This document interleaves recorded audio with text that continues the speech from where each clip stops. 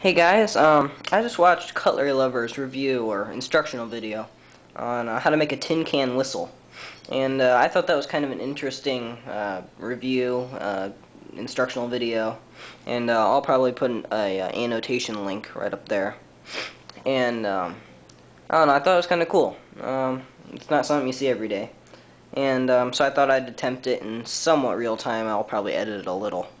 And I'm going to try to, he's talking about how it's a survival thing, and this is my multi-tool that I carry with me every day, and this is probably pretty representative of what I might have out in the woods on my belt. So I'm going to try to do it all as much as possible with this deluxe tinker, and I don't know, you probably are seeing the annotation to that review over there. But, so, I'm going to try to do it as much with this, and I'll try to do it as quick as possible, guys. I know you don't have a lot of patience or too much time to invest in my videos. That's fine, I understand that. So, I'm going to do this all from memory. And the other thing that was concerning me a little is that I have pretty small, kind of bony fingers, is probably the way to describe it. And some other people that I've seen do this have a little bit larger hands, a little bit maybe meatier hands, and when you get to the part where you have to seal up that chamber to make it work, I think my whistle may have to be a little bit smaller than other people so that I can properly seal it with my hand. But we'll see when we get there. That's kind of one of my only concerns with this. And also, obviously, be very careful when working with cans like this. You can cut yourself on sheet metal very easily, and that's no good. You don't want to do that. So I'm just gonna, with the scissors here, I'm just gonna poke a hole in with one of them. And I've never done this, guys. I just watched the video, so I'm learning as I go.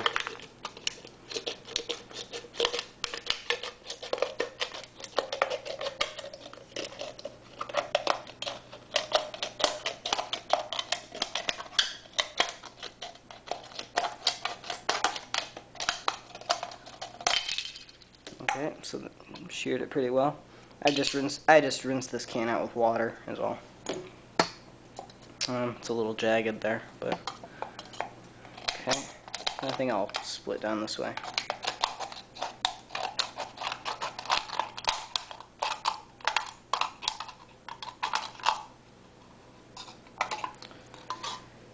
And cut across.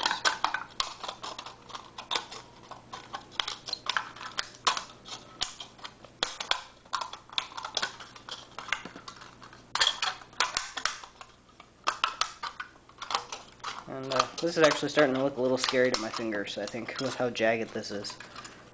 But, and actually, if you're in a survival situation, I know a whistle can be very helpful, but injuries can be really, really bad. So, if you're in a survival situation and you're thinking about making this whistle, you may have to take into account the risk of, if you slice your finger on this thing, what that would mean to your survival. So, if the, I don't know, you could probably maybe do some cooking or, I don't know, something. And this thing, it's the thicker bottom part. It feels pretty sturdy in comparison. So, you have this long sheet of tin that you could probably do just a lot of different things with. It doesn't really want to stay.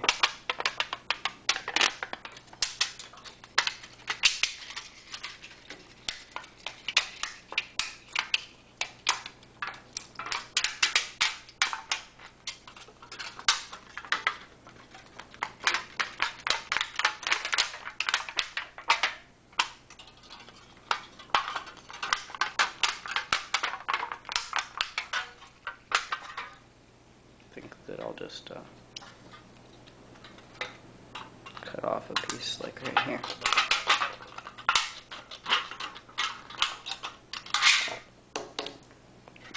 Maybe save that for later if I mess up. Okay. Now. And okay.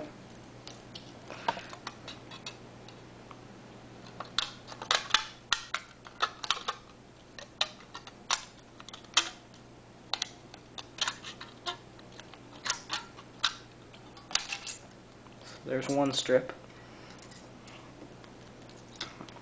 And going for the second strip. And he talks about in his review how it doesn't have to be perfect. So I'm probably going to unintentionally hold him to that. I'll try to make it perfect. I'm not going to purposefully screw it up, but he said eyeball it in half, so I will. Now, in his review, he talks about how you take this way, you fold this tab over to that side, and then this tab over to that side. So that on the side you have those two pieces folded over,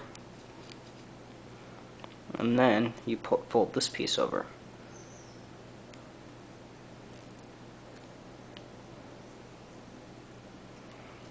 And so you get something like that. Okay. And then, best I can remember, you bend this. You bend this kind of that way. And I hope you guys can see this. It's hard filming and doing this because I have to sit. Okay. And then you're going to fold this up and over.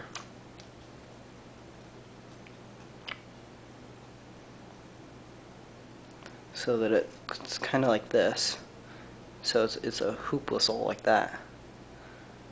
And if this works, I'm actually going to be kind of amazed. Okay, and then I think I'm going to use my my awl for this job. And then you're supposed to take it and put it in there. And he says you can use a stick if you're in the woods. I guess you could. I probably opened it up too much. So you're going to open that up a little. And there goes my dog. I'm going to check that, guys. I'll be right back. Okay, sorry guys, that was just the door. From this point on this whistle, the idea is that you bend this up over here, so there's just a little gap there, and you put your pointer finger and your thumb on the side of it to kind of seal those two sides, to act as the two walls. And this is the part that I was a little concerned that my fingers were too small for. Okay, so I'm going to try blowing on this, and I have that hole there. I'm going to see how well this works.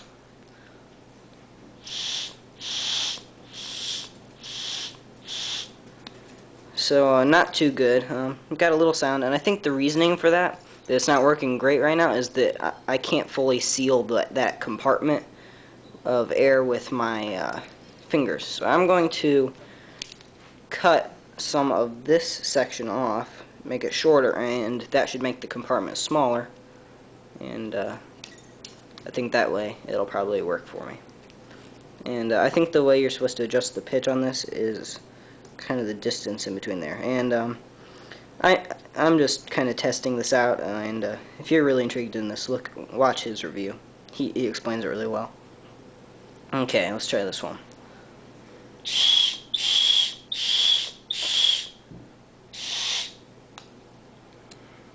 It's okay.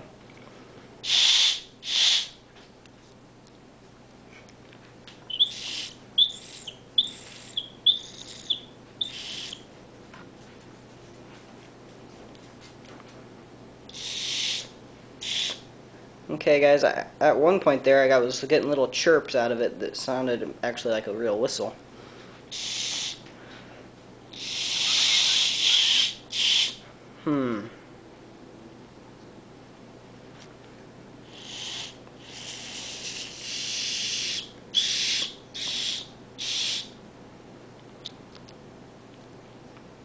And I'm a little impressed with this.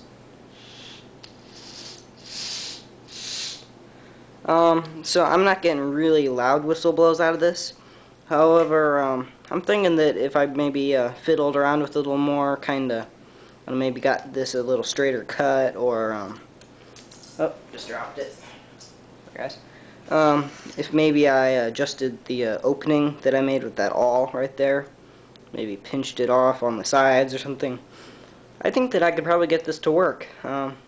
So I'm pretty impressed with that. A tin can whistle. So, as far as I can tell, it is plausible. It's possible. And, he's not lying. So, see you guys. That's pretty cool. Okay. Bye.